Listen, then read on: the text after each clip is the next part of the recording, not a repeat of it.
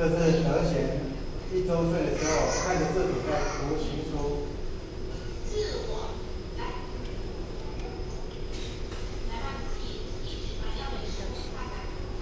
行书哎。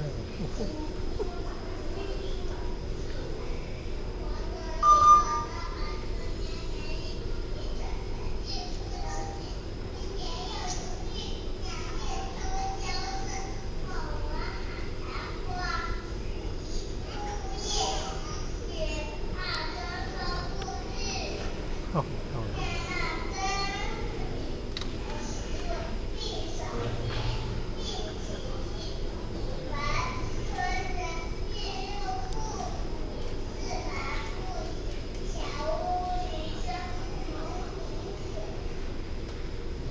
开始。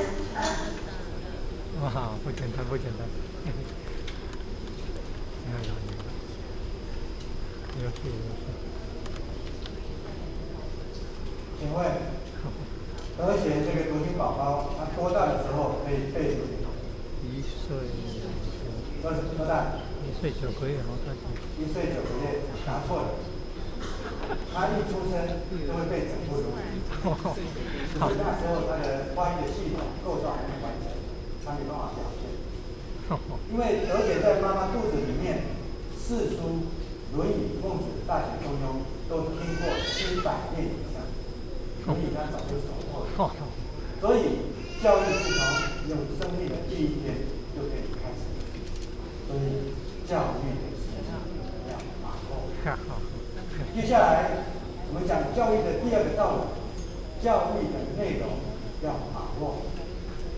家长和老师都要用心的去研究，你用什么样的教材，教什么样的内容，才能够对孩子这一辈子产生重大的影响。你用什么样的教材，教什么样的内容，才能够引导孩子成为才华卓越、品德高尚的理想人才。基本上，教材的好坏可以从它的智慧精华度来判断。所谓温故而知新，好的教材读起的时候会有新的启发、新的体悟。如果没有这种感觉，那大概不是好教材。我们现在举一个台湾小学1年级的国语课文，题目叫做《吹泡泡》，我们大家一起来读读看。吹泡泡，吹吹吹，吹泡泡，先吹一个小泡泡，再吹一个大泡泡，小泡泡，大泡泡，一个一个都向天上跑。好，我再读一课小学2年级的课文，你听听看，题目叫《大风吹》。下课了，下课了，我们去玩大风吹。大风吹，大风吹，大风不停地吹，我们不停地跑。来看，这么简单的内容，台湾的小学老师要教1周，要上4、5堂课，这是南回小学老师的。小学2年级读这么简单的内容，当然到了3年级就把它放掉。4年级把3年级的放掉，5年级把4年级的放掉，国中把小学的放掉，高中把初中的放掉。等孩子念了大学，就把高中以前所读的通通放掉。因为高中以前所读的这么多的内容，它没有累积性，对孩子长大没有意义。他也没办法温故知新，你这个吹泡泡过几年再读，有什么新的感觉啊？所以不值得你一读再读。反观《论语》里面，子曰：“学而时习之，不亦乐乎？”为什么会不亦乐乎？因为读的是好教材、好内容，每一次读你每一次的懂，有新的体悟，当然会不亦乐乎了。朱熹他写了一首《观书有感》，来描述读好书的心情。他说：“半亩方塘一线开，天光隐隐共徘徊。问渠哪得清流洗？为有源头活水来。”当然，朱熹这里面指的不是真正的祠堂，它指的是摆在面前的那一本经典。还没打开的时候是半满，你一翻开，一见开，见就是镜子，像镜子一般的清澈照亮，仿佛天空中的云彩，四周的湖光山色，倒映在池塘的水面，景色宜人，令人赏心悦目。你会很奇怪、很好奇，问他：这个池塘的水啊，为什么你老是那么的清澈呢？因为它的源头是有流水。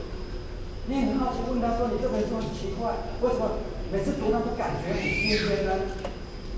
因为作者的生命融入其中，因为圣贤的智慧流入在字里行间啊。你每一次读，跟每一次的懂，有新的体悟，当然会感觉很新鲜。总之，好的书，它一定是读它千遍厌倦，读它的感觉像。王老师把教材的好坏用2个向度，现在和未来，有意义和没有意义，交叉配对，就分成4类4个层级的标准。第一类的教材教给孩子，现在没有用，长大一点意义都没有。这种教材要不要教？不教。第二类的教材，现在有一点点用，长大就没有意义。要不要教？不要用太多时间去教。第三类，现在看不出来好不好用，可是长大之后很有意义，可以受用终身。最棒的是第4类，现在就非常好用，长大之后更是意义非凡，一辈子可以取之不尽，用之不竭，终身受用无穷。这样的教材要不要教给孩子？要。但是体制内的学校有这样的好教材吗？如果没有或者不够的时候，家长和老师是不是应该补充让孩子来读呢？所以，教育的内容要把握。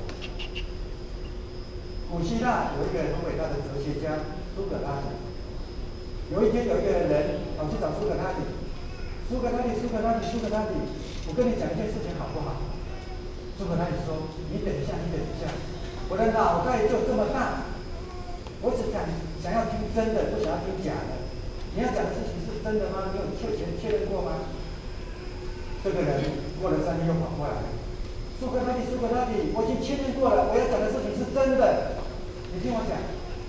苏格拉底说：你等一下，我的脑袋就这么大，只想听好的，不想听不好的。这个人自信满满说：我要讲的事情是好的。苏格拉底说：如果你要讲的事情是重要的，你才讲；如果不重要，就请你不要讲。各位。苏格拉底说他的脑袋是这么大，只想装真的、好的、重要的内容。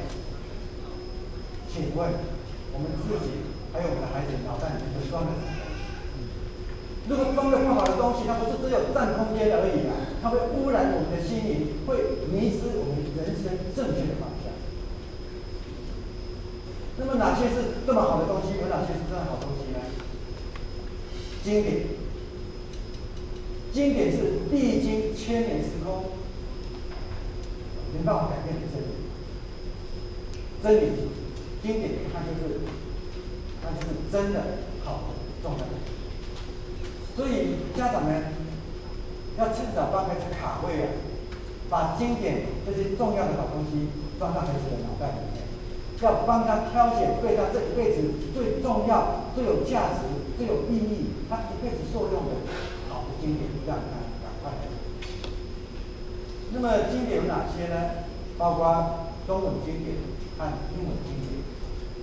中文经典包括四书、论语、孟子、大学、中庸；五经、诗、书、易、礼、春秋；老子、庄子、古诗文、唐诗、宋词、三字经、弟子规、千字文等等。所有的经典都很好，都可以读，但是四书的价值更高，而轮椅更是圣贤智慧的流露。要写这个最重要、最好的写。王老师提倡儿童读经，他强调，他主张读经典，请从《论语》开始读。《论语》到底有多好，有多重要呢？我随便就可以举一大串的例子来给各位做参考。北宋有位宰相叫赵普，赵普这个人并没有读很多书，他只是手读的《论语》，就靠着《论语》智慧帮助宋太子平定天下，然后他就当了宰相，靠着《论语》的智慧辅佐宋太子把天下治理得很好，所以古人才说半部《论语》治天下。那么我们台湾的王品集团戴胜益总裁，他是用半部《论语》创王品，靠着《论语》的智慧，就带领着王品成为台湾最大的餐饮集团，创造一年超过100亿的营业额。韩国三星集团的总裁李健熙欣赏阅读，他说，站在开拓未来、挑战一流企业的角度来看，没有比《论语》更棒的教材。而日本现代企业之父歙卷荣一，他首创日本的第一银行，还有其他的500多家的大企业，当过日本的财政大臣。他认为，孔子在《论语》里面所说的，完全是在我们的日常生活当中必须奉行的行为思想准则。所以，《论语》是智慧含金量特别高的一部经典，值得我们大家一读再读。另外，如果我提到圣人，各位你会想到什么？提到圣人会想到什么？孔子。两岸公认孔子他是圣人，但是孔子他也是人，一个人凭什么让我们大家尊奉他为圣人呢？他凭什么呢？因为他引领我们人类正确的方向。用什么来引领我们呢？用高度的思想。所谓高度就是不会错，所以我们很放心的追随着圣人这一个方向去走，就不会错。而《论语》是孔子一生的代表作，《论语》是具有最高度思想的一部经典，所有的修身、齐家、治国、平天下的道理，通通在里面。整部的《论语》就是在教我们如何的君君臣臣、父父子子，教我们如何成为君子。所以《论语》要不要有？要。我们的祖先很有智慧，他们创造了中国式太平历史。一个人如果不好好学习，他不入流，就一直荡，一直掉，掉到山谷里面。一个人掉到山谷，成为什么人？一个人，一个山谷的水，就成为俗人。如果他努力学习，不断的精进，一直提升到高山了，成为什么？仙人。再继续精进，往上提升，那离开了地球表面，那成为什么？那就不是人，是佛了。你轻松一下，来玩个猜字游戏。前一阵子台北每天下雨，它有一个字，每天下雨。